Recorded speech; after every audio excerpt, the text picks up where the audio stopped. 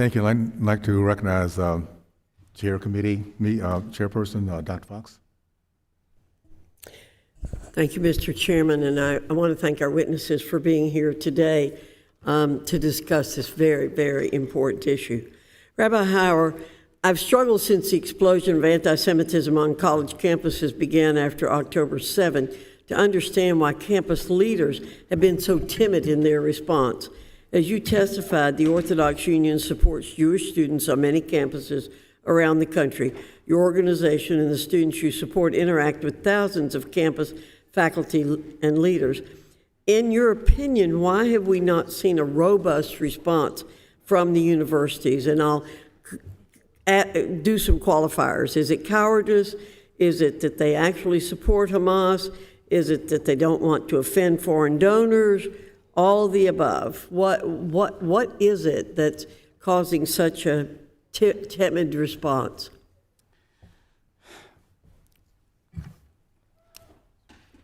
To me, it seems that it's a combination. It's a combination of ignorance and a lack of courage,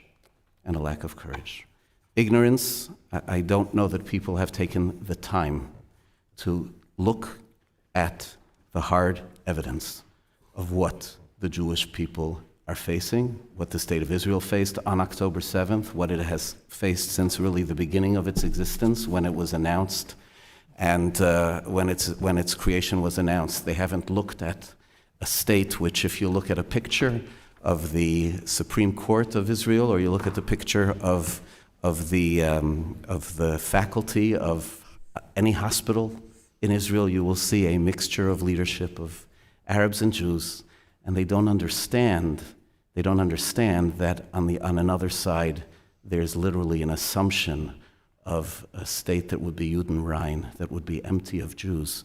And that ignorance is huge, and at the same time cowardice. Cowardice because, as we've seen, there is a movement. There's a movement which is very, very strong in the academic and in the student community that for some reason has chosen to not be sympathetic to the Jewish community, and it would require strength on the part of administrators to do this. But we believe firmly that institutions of higher learning are not excluded from teaching basic values, and they need to stand, and they need to stand strong. I think it's that combination. Thank you very much. Your testimony is very powerful. By the way, all the testimonies will be on our website, and I want to encourage people to read them. Mr. Marcus, I don't have too much time left, and I have a question for you and a question for Ms. Tartak. You talked about the work of the Biden administration is doing or not doing to address these issues. You mentioned the department put out a couple of Dear Colleague letters reminding institutions of their obligations under Title VI, but you also point out that the department has the authority to open self-directed investigations and compliance reviews of institutions' compliance with Title IV. You mentioned that earlier. Could you just briefly talk about that? Sure, and I've also praised the national strategy. The administration has been pushing out links so that people can file complaints and putting additional language on their complaint form. But they don't have to wait for complaints to come in. They have the power to begin the investigations tomorrow. They can do it on a case-by-case basis, ad hoc, or in a national initiative. Either way, and it seems to me they should be doing both. Thank you. Ms. Tartak, thank you very much for your bravery. Thank you for standing up to the hate, ignorance, threats, intimidation, and everything else you're experiencing. I can't imagine being an undergraduate student and displaying the courage you're showing. As you know, we care a great deal about free speech on this committee. We've actively pushed back on efforts to stifle legitimate speech on grounds it might offend someone. Why is the speech that you've been subjected to different?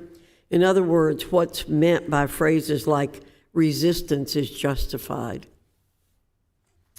So I'll, of course, again, leave it to experts to interpret the First Amendment, of which I'm not one. But what I do know is that speech that is harassment, intimidation, or can lead to violence simply should not be allowed on college campuses. And it's been, I think it's quite clear that that's what a lot of this is. Students students who cannot get from one side of campus to the other, such as a Jewish student at Harvard who was on his way to class and was assaulted by a group of other students yelling shame, that can't be allowed. We need to get from one side of campus to the other. Thank you, Mr. Chairman. I yield back.